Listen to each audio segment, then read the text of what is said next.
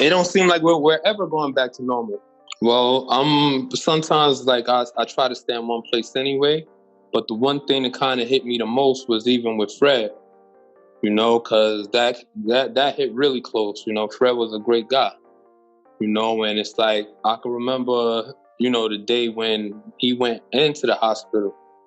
You know what I'm saying? I spoke to my boy. He's the one who, like, he dropped him off there. And, you know, Fred is like, it's just been this incredible being, you know what I'm saying? And not too many people have the heart that Fred had.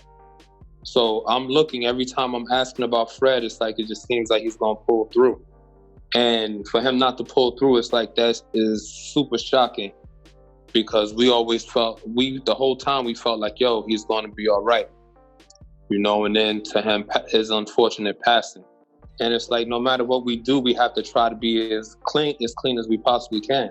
Because even with it, we take for granted that every time we come in the house, you know, we could shower, which is like, you know, if you go outside 3-4 times, you could take 4 showers in a row within an hour or two. And it's like, sometimes with a lot of countries, you can't. And it's like, who's to say where we're going to be in another month or so?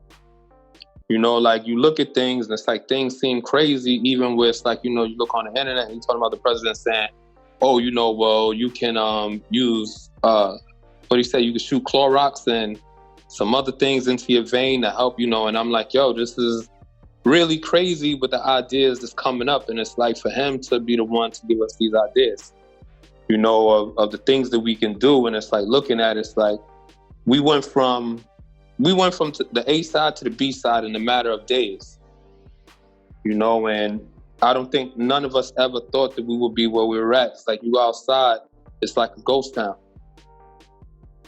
You know, you go to the store, it's no food. It's like, it feels like a movie. It's 24 hours in a day. It's always enough time. But now we have the full 24 hours.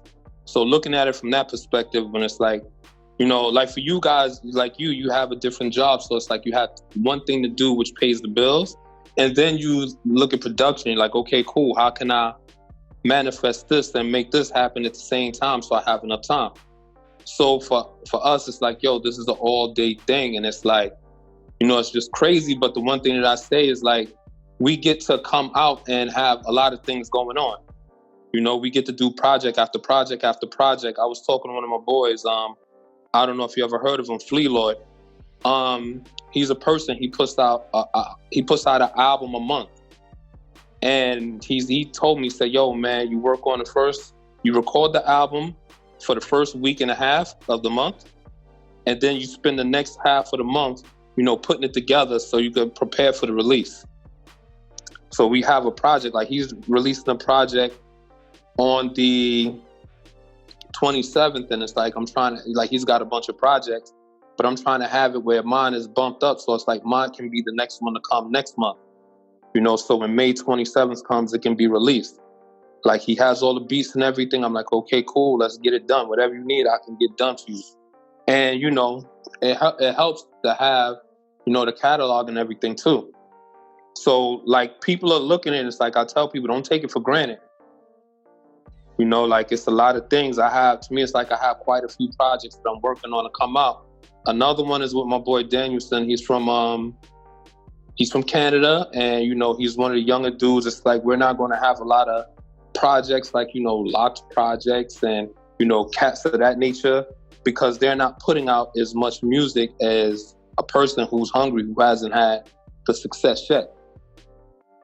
But for me, being an artist, I'm a producer. If I was a rapper, I would put out an album a month. And I would make sure it's the best albums I can, and to keep the fan base going. Like, right now, it's like I got an instrumental dropping, because I feel like even in our time of, you know, being home, people want to rap, so I put out an instrumental. I have one instrumental out already. I have an album with Flea Lloyd. I have an album with my boy Danielson. Trying to get to the point of doing an album with Rock. You know, I'm doing another project with Mayhem. You know, I got I'm going to be dropping like a project a month independently.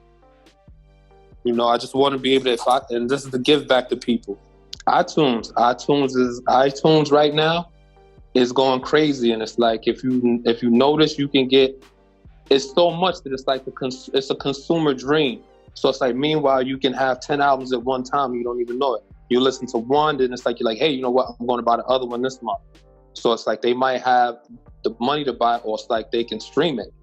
So we have to be the ones who be at the forefront to be like, yo, you know what? We have to keep this going.